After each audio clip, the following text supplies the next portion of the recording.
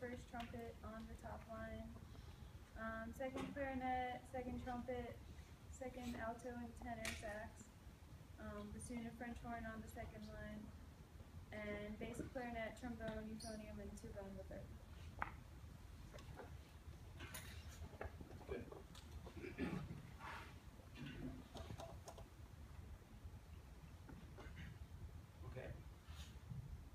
So we call that pterodactyl arms. That was one of the students who came up with that last year. I don't remember who it was. But your arms are like this long. Okay. So just a little bit more like this. So think like you're kind of hugging them with your countenance. Not, it's not the Berlin Philharmonic.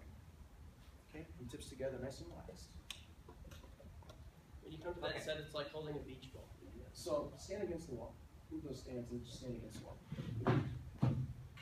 Have you guys been practicing this standing against the wall in front of a mirror? It's actually a really good way to practice, unless you play trombone. Then it could be dangerous.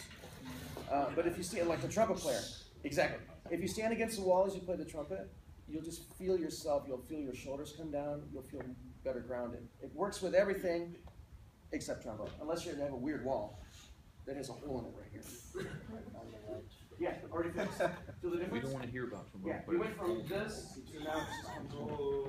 And then if you need to just remind yourself that Mr. B taught us to find where that set position is. Okay, good. Off you go. Let me smile.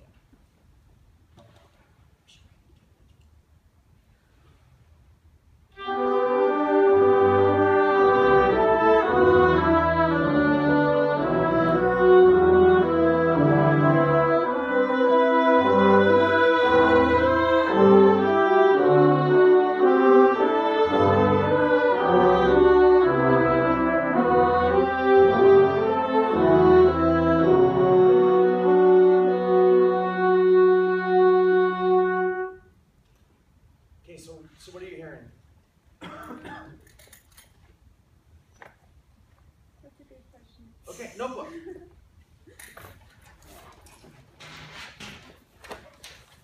Finish the sentence. So write this down, and then finish the sentence. The most important thing you should do while conducting is, don't say it out loud,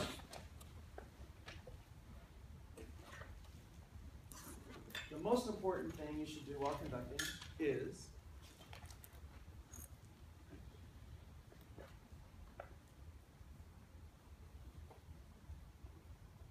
the answer has two words, not just one.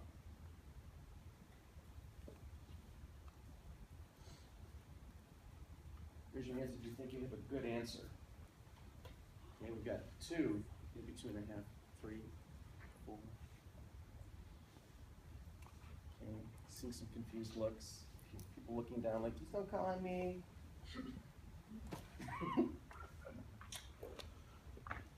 Sam. Show expression.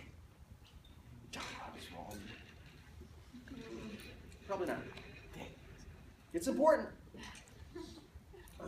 Christopher. Listen intently. Correct. Okay? And here's the reason why. You're thinking about you. It's our job to think about you. It's your job to listen to them and affect change through your conducting. That's what a conductor does. Okay? So the most important thing that you should do is listen. It's kind of a weird thing in this class, isn't it? Because everything that you do, you prepare to conduct and you think about how you look, right? And Mr. Rose and Mr. B, they can tell you, conducting symposiums that they've gone to, how you look is really important. And it is important. But how you listen is much more important. Because how you listen predicates how you look. With most ensembles, you can't just look like the music that you're conducting because they need more from you. If you're working with the Berlin Philharmonic, yes, you can be the music all the time. They don't need you to be a teacher at the level that we need you to be a teacher when you get out. We do a Michael Colgrass thing right now. Yeah. You're about to make a point. Yeah, I absolutely agree with Dr. Ross. The thing that most of us forget, though, is when you're listening, what are you listening for? And I'm going to do a short little thing later in the semester called Make a Decision. If you don't know what you want the band to sound like, then you don't know what you're listening for. Mm-hmm. That's where your score study and your audiation and all of that stuff comes into play, because before we ever step on the podium, we have to have a very solid idea of what we desire. H. Robert Reynolds talks about each piece that he conducts is a statue. And it's a statue because he knows exactly what he wants from the piece. It has a certain height, a certain weight, a certain texture, a certain temperature, a certain color, a certain everything. And it's very detailed, it's very specific. And he says when he gets in front of an ensemble for the first rehearsal, it's a block of granite. And with the ensemble, they chip it away and they create what, for the most part, he senses in his mind.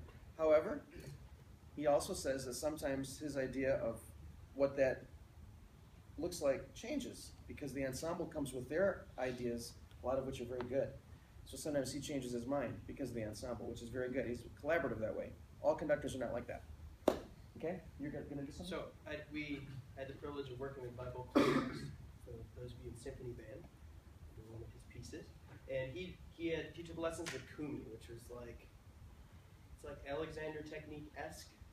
And he did this whole thing about performance practice, and when you're practicing, what you're doing here, or practicing trumpet for me, be practicing and stand here, but your brain is sitting there, listening, being analytical. And it's amazing how much you hear. So as you're standing on the podium, listen from here. Because then you're not going to be thinking about this, you're going to be thinking about that. Yeah, let's do it again. Off you go. Good. Like that.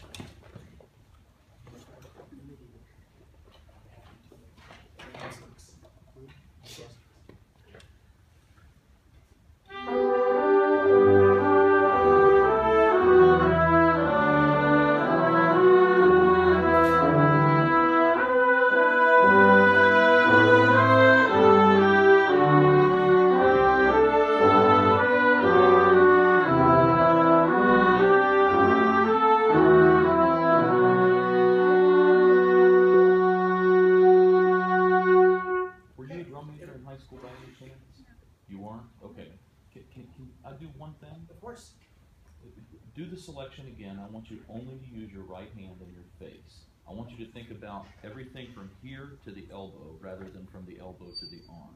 Because right now you're using primarily, like a drum major somewhat would, just from the elbow to the arm. Use the entire arm. Don't use your left hand at all. Show them what you want via your face and via your pattern in your right hand.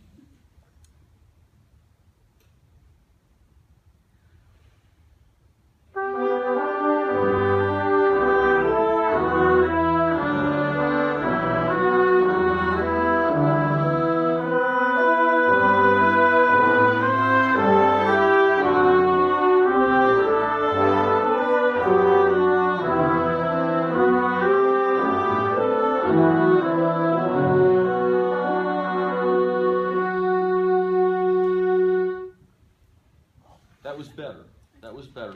Lots more to do with it. And I was kind of conducting along with you to kind of, in hopes that you might watch. Not that I'm the be-all, end-all, but is this smooth? Is it pointed?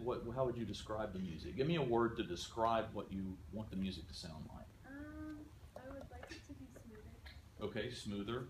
So how can we achieve that within just your right hand? From the tip. Okay. And you can be more vague with your beats. You can meld beats together. Whenever that long note is crescendoing through in the melody, all those beats can be put together. They know where the beat is. They don't have to have us up there doing that. And it's hard to let go. I have a hard time too. But you have to let go of that and mold that sculpture like Dr. Ross was talking about, instead of just hacking away at it. And one last thing, as you release that last chord, just a downbeat from the tip. If you play the last chord once, think about what you just said. And see if you can conduct from that tip, get a really nice tone through travel, and then just a nice downbeat for a release. Okay? Last chord release. Okay, so breathe and feel where that downbeat's going to be.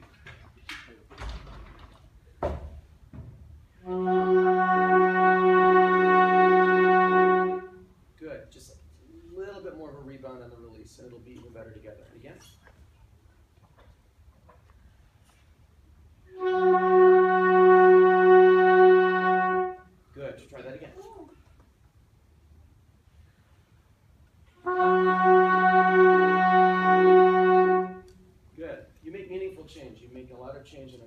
10, which is very good. Comments, please? So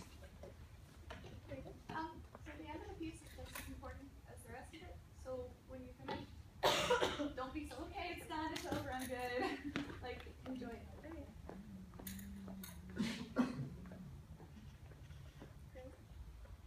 When he asked you to not use your left hand, you definitely increased your ability to portray to us what you want with your right, because you showed a crescendo through it with a larger pattern than what you were used to doing, which is wonderful that we can actually acknowledge that, and it went down to show the diminuendo. And I see what you were trying to do near the end when you're trying to give a bit of retard. Use more facial expression as opposed to portray to everybody, hey, this is what I want, this is what we all want, this is what you should want. So inspire us to also want that with retard as well.